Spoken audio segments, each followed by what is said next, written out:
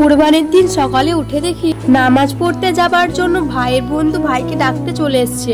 তারপর আব্বার সাথে ওরা দুজন মিলে চলে যায় নামাজ পড়তে।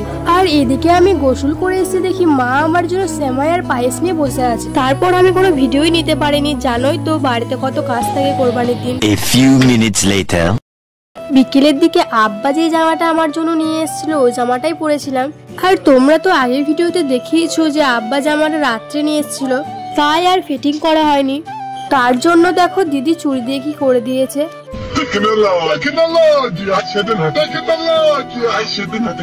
আমরা বাইরে কোথাও ঘুরতে যাইনি, পাড়ার মধ্যেই ঘুরছিলাম, কারণ আমাদেরকে ঘুরতে নিয়ে যাওয়ার মতো কেউই নেই।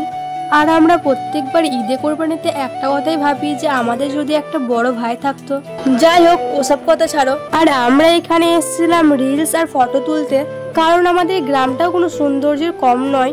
আর আমার ভিডিও যদি প্রথমবার দেখে থাকেন তাহলে চ্যানেলটিকে সাবস্ক্রাইব বা ফলো করে দেবেন। টাটা।